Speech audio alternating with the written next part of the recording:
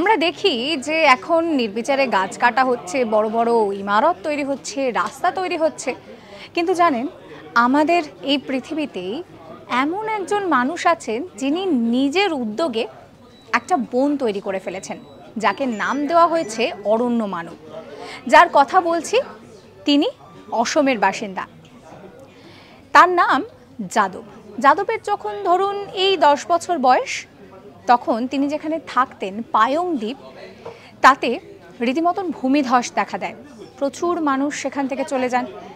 এরপর ভয়াবহ বন্যা, সেই বন্যাতে তার যে এই ছোট্ট একটা দ্বীপ সেটাও প্রায় ভেসে যায়। পরবর্তীতে যখন তিনি এখানে ফিরে আসেন, এসে তার খুব খারাপ লাগে যে এই সমস্ত প্রাকৃতিক দুর্যোগের কারণে তার যে প্রিয় জায়গা সেটা তছনছ হয়ে গিয়েছে।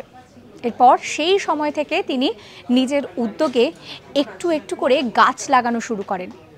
প্রায় 1300-রও ওপর জমিতে, অর্থাৎ 1300 একরের বেশি জমিতে তিনি আস্ত একটি বন বানিয়ে ফেলেছেন। এরকম সমস্ত কন্টেন্টের জন্য সাবস্ক্রাইব করতে ভুলবেন না আজ তাক বাংলার ইউটিউব চ্যানেলকে।